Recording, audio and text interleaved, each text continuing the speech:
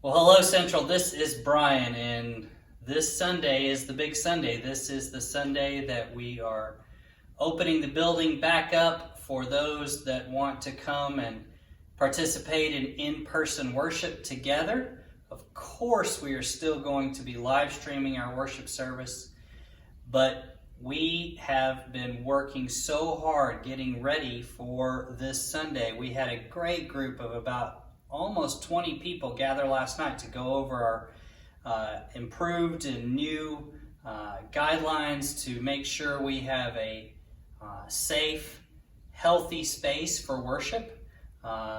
We have lots of modifications we have added for both coming into the building and for worship. And actually this video is something I wanted to put together to go over some of those guidelines, some of those modifications, so that when you come Sunday, or if you and your family come Sunday, you'll already be in the know about all the things we're doing, like I said, to make it just as safe as we possibly can for the worship of the risen Christ. So some of the first modifications or guidelines I want to tell you about happen as soon as you come in the building. When you come on Sunday, all the doors will be open. Our greeters will be masked. We have these displays. We have these signs that go over some of the main modifications and some of the main guidelines that we are putting into place. We want to invite you, when you come in and when your family comes in, to stay together and then to make your way into the sanctuary just as quickly as you can. We want to try to avoid congestion. We want to try to avoid too many people being in these hallways, as they're a bit narrower. If you want to say hello or greet folks, following social distancing, of course, our narthex, the room right before you go into the sanctuary, has more space, and you should be able to do that. Speaking of our narthex, let's go in there now. So when you come into the narthex, you'll notice that we have set out some hand sanitizer, we've set out some face coverings if you do not have one of your own, some more displays, some more signage about the ways that we're trying to be diligent about our worship modifications and our guidelines. This is a good place to gather some of those supplies or get anything you might need before going into the sanctuary. Really, the only space that we're opening for worship these upcoming Sundays is, of course, coming into the building, then this room, the narthex, and then the sanctuary. Well, of course, there is one exception. Our world-famous bathrooms, of course. Joking, although one visiting minister once commented that these were the best church bathrooms he had ever seen. Anyway, the bathrooms are open on Sunday, but as there's signage on the door that indicates, we want to limit usage to one person at a time, or if children need to come to the bathroom, they need to be accompanied by parents. We really are only going to be here a little over an hour on Sunday, so we're hopeful that we can limit bathroom usage and keep the building just as safe and as healthy as we possibly can. Okay, let's head into the sanctuary now.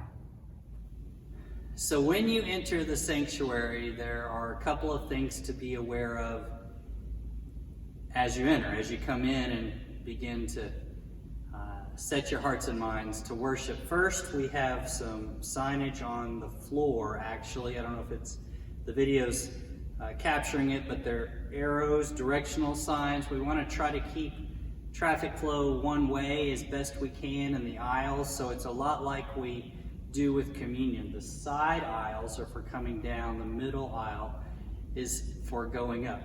You'll see in the seats that some of the seats have this sheer ribbon across, and if you see seats with the ribbon on them, those are the seats we're encouraging people to not sit in. We're trying to maintain social distancing here in this room, and so we have marked off or closed off, I suppose, every other row, still allowing for hopefully ample space to worship together. Now let's talk about some of the specific worship modifications. So here I am behind the table, appropriate for our worship, where the Lord's Supper, the Eucharist, is central to worship. Some things to keep in mind for worship. Okay, first of all, when we sing, really face coverings are encouraged throughout worship, but especially when we sing. We've read a lot of studies and a lot of reports that more airborne particles are transmitted when you are singing than when you are speaking. So when we are singing, we are encouraging face masks, encouraging face covers. If you don't have one,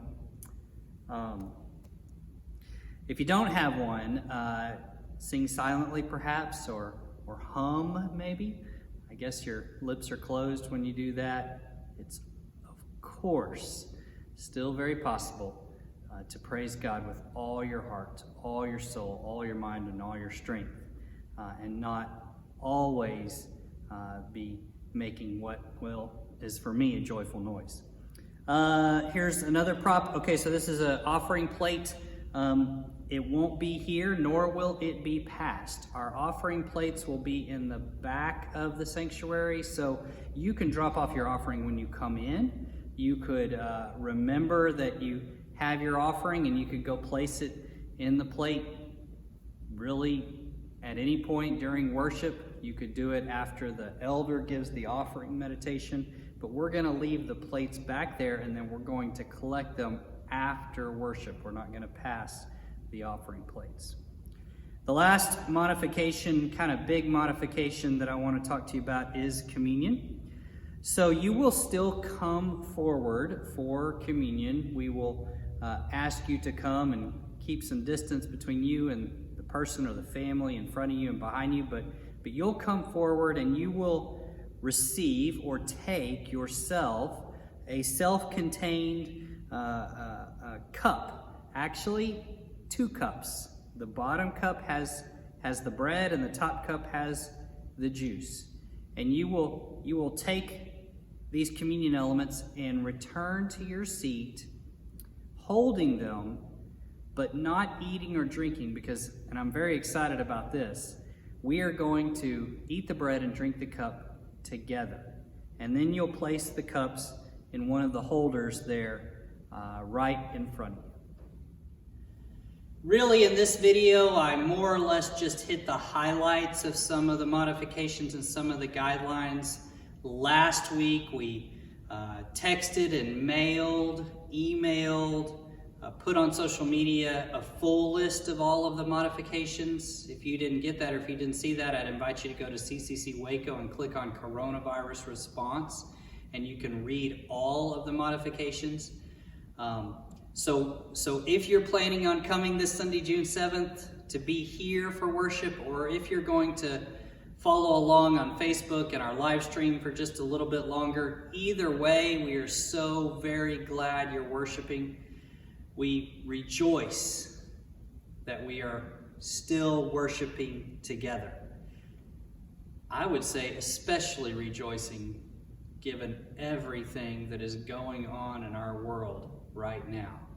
We need to be reminded together of where all hope and where all strength and where all salvation is found in the cross of Jesus Christ, and then proclaim that hope to a world in desperate need of it. God bless you, Central. We look forward to seeing you Sunday. I'll close with, again, those friends that came up last night, because I think they're eager to see you too.